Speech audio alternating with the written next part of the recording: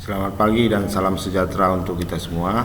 Hari ini kita akan belajar matematika tentang bentuk akar.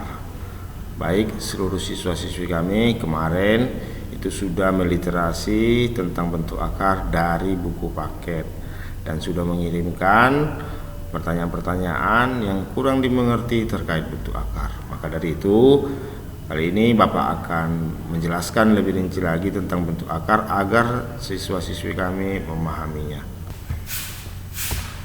Baik, adapun tujuan pembelajaran kita hari ini adalah yang pertama itu mengidentifikasi bentuk akar, yang kedua mampu menyederhanakan bentuk akar.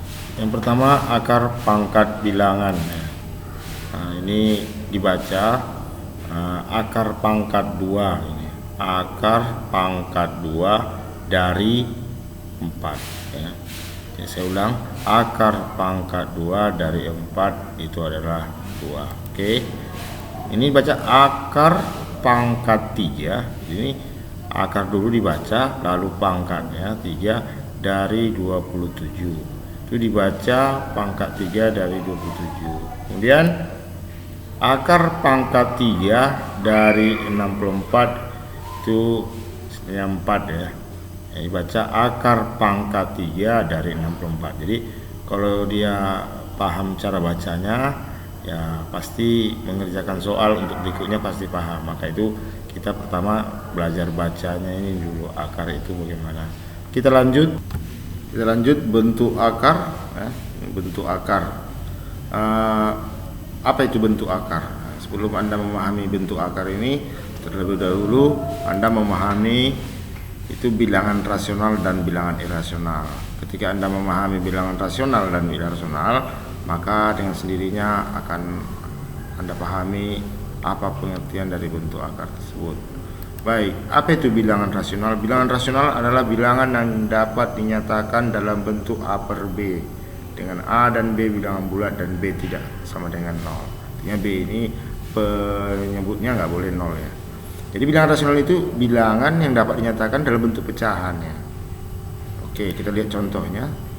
Minus 3 itu bilangan bulat. Nah, minus 3 ini ternyata bisa dinyatakan dalam bentuk A per B. Contohnya minus 6 per 2 ya. Boleh juga kita buat minus 9 per 3 gitu. Jadi ini semua bisa dinyatakan dalam bentuk pecahan. Maka ini dinamakan bilangan rasional. Ini termasuk bilangan bulat. Berarti bilangan bulat itu termasuk bilangan rasional gitu. Bilangan pecahan ya jelas ya, karena bilangan rasional itu dapat dinyatakan dalam bentuk pecahan. Berarti pecahan sendiri termasuk bilangan rasional. Kemudian apa itu ciri-ciri bilangan rasional? Bilangan rasional ciri-cirinya itu ya ini tadi A per B. Dan bisa dibuat dalam bentuk desimal ya. Coba kita perhatikan dalam bentuk desimal. Berarti berkoma gitu. 0,25 itu apakah bilangan rasional? Pertanyaannya itu ya. Berarti apakah 0,25 bisa dinyatakan bentuk pecahan? Ternyata bisa ya, 1/4 ya. SD dan kelas 7 juga sudah belajar tentang tentang pecahan. 1,5 apakah bilangan rasional? Iya, karena bisa dinyatakan dengan 3/2. Kemudian bagaimana bentuk desimal yang tidak terputus? Ya, contohnya ini 0,116 ya. Ini 1/6 itu bisa dinyatakan 0,166 bisa dinyatakan 1/6 ya. 0,11 bisa juga dinyatakan dalam bentuk pecahan. Maka itu dinamakan bilangan rasional.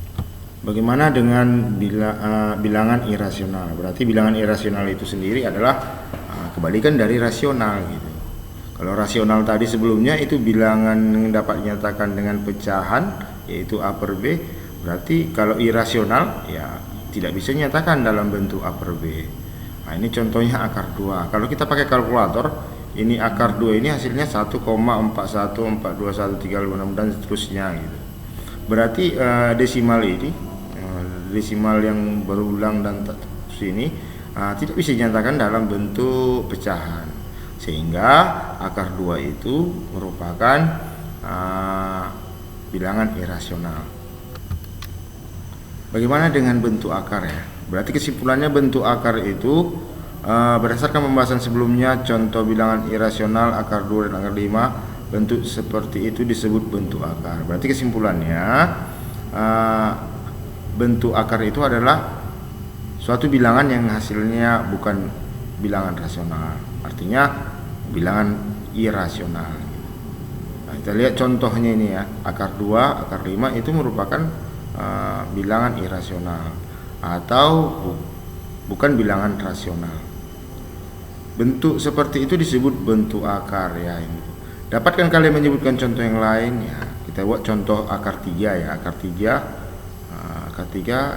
itu adalah bilangan irasional, maka akar 3 merupakan bentuk akar. Apakah akar 4 itu bentuk akar atau tidak?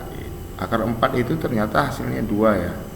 2 itu adalah bilangan rasional, maka akar 4 itu bukanlah merupakan bentuk akar. Oke, kita lanjut. Bagaimana mengubah bentuk akar ke bilangan berpangkat? Nah ini sebelumnya kita sudah belajar tentang bilangan berpangkat. Tapi bilangan berpangkat itu bisa kita ubah ke dalam bentuk akar ya. Atau bentuk akar itu sendiri bisa kita ubah ke dalam bentuk pangkat.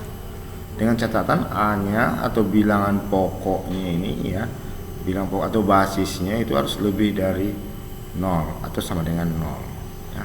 Berarti kalau dia kecil nggak boleh ya. Kalau kecil, contohnya kecil -1, -2 nggak boleh ya. Jadi ini dari sini, dari sifat ini, maka kita bisa mengubah bentuk akar menjadi pangkat. Kita perhatikan akar bacanya tadi udah ya, akar pangkat n dari a pangkat m itu sama saja dengan a pangkat m per n. Oke ya, kita perhatikan ini. Nah, ini akar pangkat 7 dari 64 itu adalah akar pangkat 7 2 pangkat 6. Oke ya. Nah, ini bisa kita nyatakan dalam bentuk pangkat, berarti 2-nya ya, 2 tetap ya bilang pokoknya 2 pangkatnya menjadi pembilang ya, dan akar pangkat darinya menjadi penyebut sesuai ini tadi ya, sifatnya ini. Berarti akar pangkat 7 dari 64 itu bisa kita ubah menjadi bentuk pangkat 2 pangkat 6 per 7. Nah contohnya akar 25 ya. Akar 25 itu kalau kita pakai kalkulator itu hasilnya 5 gitu. Nah kalau kita ubah dalam bentuk pangkat ya, jadi pangkat ini ya melalui sifatnya, akar 25 itu kita ubah 25 itu adalah 5 pangkat 2, sehingga akar pangkat 2 ini kalau nggak ditulis berarti dibaca akar pangkat 2 atau akar kuadrat ini ya, dari 5 pangkat 2 itu bisa kita ubah dalam bentuk pangkat 5 pangkat 2 yang ini ya, per 2 ini.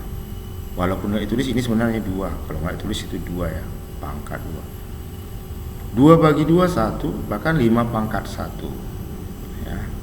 Akar pangkat 36, akar pangkat 2 dari 36 atau akar kuadrat dari 36 itu bisa kita ubah 36 itu 6 pangkat 2, maka hasilnya 6 pangkat 2 per 2 hasilnya 6 pangkat 1 ya.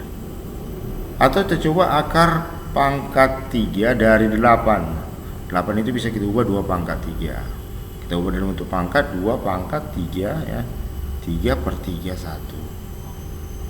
Oke, menyederhanakan bentuk akar. Bagaimana kita mau menyederhanakan bentuk akar? Kita coba menggunakan sifat bentuk akar ini ya. Nah, kita perhatikan, berarti akar pangkat n dari a kali akar pangkat n dari b itu sama saja dengan akar pangkat n a kali b. Jika akar pangkatnya sama, yaitu akar pangkat n-nya sama, maka AB-nya bisa dikali. Ini sifatnya pada perkalian, juga berlaku pada pembagian, tapi penjumlahan ini enggak berlaku. Jadi enggak boleh kita jumlahkan A dan B-nya. Ini hanya berlaku pada perkalian. Nah, akar ini boleh disatukan dengan catatan akar pangkatnya sama gitu. Oke. Akar 75 ini contoh ya, kita mau menjelaskan akar 75.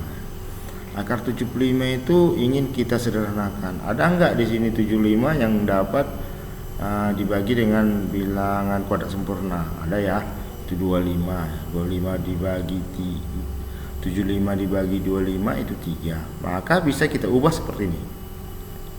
Akar 75 itu bisa kita ubah akar 25 kali 3. Jadi 25 kali 3 75 sama saja. Nah, ini bisa kita pisah sesuai dengan ini tadi. Bisa kita pisah, bisa kita gabungkan. Berarti akar kuadrat dari 25 dikali akar 3. Bisa kita pisah ya. Akar 25 itu 5. Maka akar 75 sederhananya 5 akar 3. Bagaimana dengan akar 8? Ya. Kita coba bagi 8 ini dengan bilangan kuadrat sempurna ya. Bilangan kuadrat sempurna 1 ya. Terus 4 9 25. Kita coba dengan 4. Ternyata ada ya 2. Maka kita ubah 8 ini menjadi akar 4 kali akar 2. Nah, akar 4 ini juga bisa kita nyatakan itu hasilnya 2 ya. Boleh juga dengan sifat perpangkatan tadi. Oke, sifat perpangkatan tadi 2. Akar pangkat 2 dari 2 pangkat 2 itu adalah 2. Maka 2 akar 2. Nah, ini akar 12 bisa juga dibagi dengan 4. Maka akar 4 kali 3 ini bisa disatukan lalu kita pisahkan. Akar 4 itu 2 ya. Maka 2 akar 3. Nah, bagaimana yang bentuk pangkatnya berbeda ya, bukan 2 tapi 3. Akar pangkat 3 dari 16 ya. 16 itu bisa kita bagi dengan bilangan berpangkat 3 ya. Bilangan berpangkat 3 itu 8 ya. 8. Bisa nggak dibagi 8? Bisa 2. Berarti akar pangkat 3 dari 8 kali akar pangkat 3 dari 2. 8 kali 2 16 ya. Nah, kita pisahin dengan catatan akar pangkatnya sama. Nah, akar pangkat 3 dari 8 itu hasilnya 2 ya. Kenapa? Karena akar kita rubah ke dalam bentuk pangkat. 8 itu 2 pangkat 3. 3 bagi 3 1. Maka hasilnya ini 2. Atau biasanya kalau cara cepatnya coret aja ya. Kalau akar pangkatnya dengan pangkatnya sama, coret aja hasilnya 2. Maka hasilnya menjadi 2 akar pangkat 3 dari 2. Itulah sederhana dari sini. Saya rasa jelas ya untuk menyerahkan bentuk akar. Artinya kita harus ingat sifat ini. Oke. Nah, kita masuk pada latihan. Sederhana saja, saya hanya ngasih 2 soal, Bapak hanya ngasih 2 soal yang mungkin bisa siswa-siswi kami memahami bentuk akar. Tuliskanlah 3 contoh bentuk akar. Jadi ini kalian tuliskan 3 bentuk akar dan jelaskan kenapa itu disebut bentuk akar. Yang kedua, sederhanakan bentuk akar berikut. Ini sederhanakan dengan sifat yang tadi ya. Bagi dulu dengan kuadrat sempurna. Bagi dulu dengan bilangan pangkat kubiknya. Jika ada, maka bisa sederhanakan. Bagaimana Pak kalau nggak ada gitu yang bisa dibagi? Maka ini tidak dapat disederhanakan. Oke, demikian yang dapat Bapak sampaikan kepada seluruh siswa-siswi kami. Tetaplah disiplin agar kita sehat jasmani rohani sesuai visi misi kita ya. Bapak ucapkan selamat pagi dan selamat belajar. Terima kasih.